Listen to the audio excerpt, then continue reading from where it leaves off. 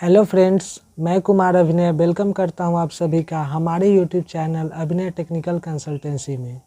दोस्तों, आज हम बात करने वाले हैं कि ट्रेन में साइड बफर का यूज़ क्यों किया जाता है।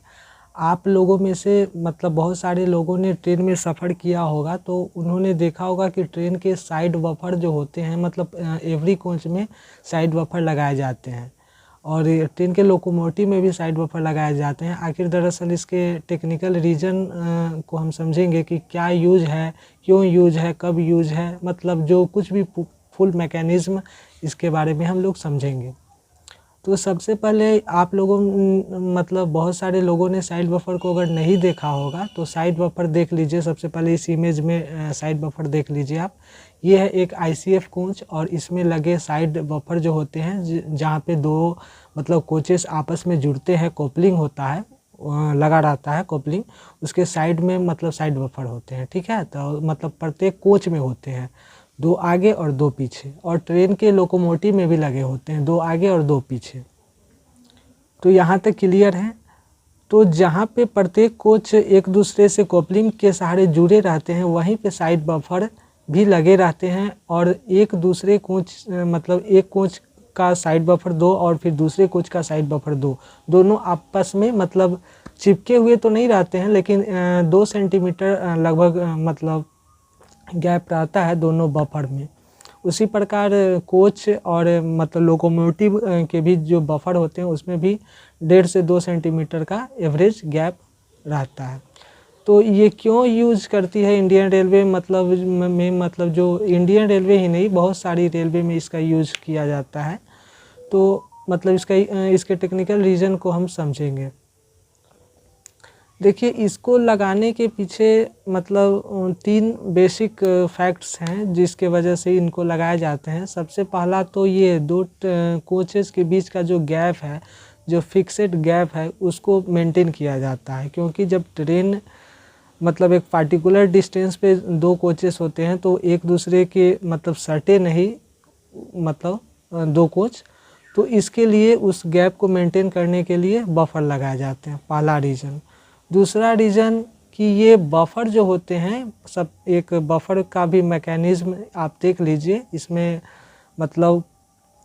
एक्सटर्नल फेस होते हैं, कनेक्टिंग रॉड होते हैं, इमेज में आप देख सकते हैं।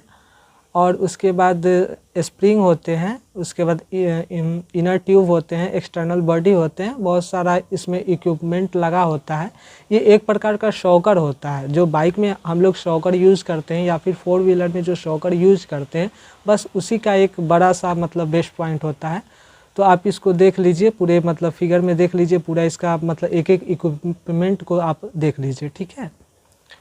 तो पहला ये बता रहे हैं कि दो कोचेस के बीच के जो गैप होते हैं, फिक्सेड गैप, उसको मेंटेन करने के लिए साइड बफर का यूज किया जाता है, पहला रीज़न। दूसरा रीज़न ये है कि जब दो कोचेस या तो लेफ़्ट में दो कोचेस नहीं, पूरी ट्रेन अगर लेफ़्ट में कर्व पे मुड़ती है तो दो कोचेस के लेफ़्ट में जो लगा हुआ साइड बफर होता है वो चिपक जाते हैं और ट्रेन को ईजिली जो पूरा दो कोचेस, 3 कोचेस, जितने भी कोचेस हैं वो मूव करते हैं कर्व पे।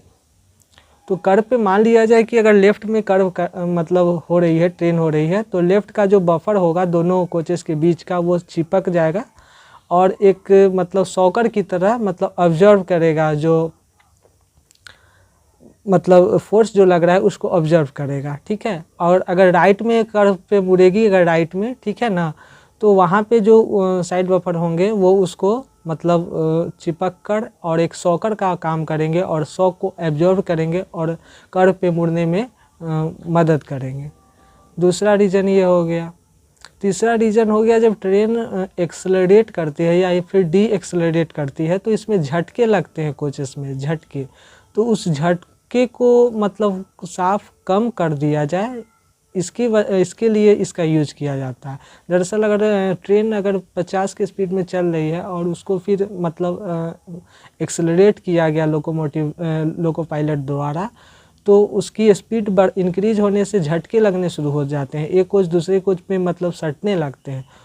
और वही स्थिति होता है, जैसे मान लिया जाए कि उसको कंट्रोल करने के लिए ये है और अगर दूसरा रीज़न ये भी होता है कि अगर 80 या 90 के स्पीड में अगर मतलब ट्रेन चल रही है तो अगर डी एक्सेलरेट किया जाए तो 50 के स्पीड में अगर लाया जाए तो फिर ब्रेक अप्लाई होगा तो एक कोचेस दूसरे कोचेस पे सटेंगे और शॉक लगेगा, एक झटका लगेगा। जैसे आमतौर पे ट्रेन में आप लोग देखते होइएगा या फिर बस वगैरह में कि अचानक ब्रेक लगते हैं तो शॉक लगता है। हालांकि ट्रेन में ऐसा नहीं होता है, धीरे धीरे ब्रेक अप्लाई होता है, फिर भी एक शॉक लगता है दो कोचेस के बीच में। चूँकि कॉपलिंग के सारे जुड़े रहते हैं, सटते हैं, तो इस प्रकार इसके मतलब पहला रीजन गैप मेंटेन, दूसरा रीजन मतलब ईजिली कर्व पे मूव कर जाए, और तीसरा सबसे बड़ा रीज़न शॉक ऑब्जर्वेंट का काम करता है। सबसे बड़ा रीज़न ये शॉक ऑब्जर्वेंट का काम करता है, मतलब शॉक को ऑब्जर्व करता है। जब एक्सेलरेट होगी कोच मतलब ट्रेन या फिर डी एक्सेलरेट होगी ट्रेन। अंडरस्टैंड, यहाँ तक क्लियर है। अब ये चीज़ आप समझ लीजिए कि साइड बफर हमेशा ICF कोचेस में लगाए जाते हैं, जो नीले रंग के ICF कोचेस होते हैं उसमें लगाए जाते हैं। और ये लेटेस्ट जो मॉडिफाइड तो नहीं कहेंगे, लेटेस्ट जो है LHB कोच रेड कलर का, उसमें इसका यूज़ नहीं किया जाता है, क्योंकि इसमें मतलब ICF और LHB दोनों में ये डिफरेंस होता है कि ICF में जो होते हैं स्क्रू कपलिंग का यूज किया जाता है, स्क्रू कपलिंग, और LHB में मतलब CBC कपलिंग का यूज किया जाता है। CBC कपलिंग का CBC कपलिंग का फुल फॉर्म होता है centre buffer coupler. Centre buffer coupler क्या है, इसको थोड़ा सा एक शब्द में मैं आपको समझा देता हूँ, एक वाक्य में समझा देता हूँ। सेंटर बफर कपलर बोलते हैं मतलब ये एक प्रकार का कॉपलिंग के साथ साथ शॉकर भी इसमें लगा रहता है। जो साइड बफर का जो यूज मैंने आपको बताया है कि शॉक को ऑब्जर्व करता है, बस उसी प्रकार ये एक प्रकार का शॉकर भी लगा हुआ रहता है, जैसा कि आप इस इमेज में देख सकते हैं। इसको बोलते हैं CBC, सेंटर बफर कपलर। तो सेंटर बफर कपलर जब ये LHB कोच आई तो उसमें CBC कपलर का यूज जब से होने लगा तब से ये साइड बफर का यूज़ नहीं किया जाता है, क्योंकि ज़रूरत ही नहीं है। शॉक को जो मेन ऑब्जर्व करने का जो काम है वो फिर मतलब CBC कपलर जो होता है वो कर लेता है।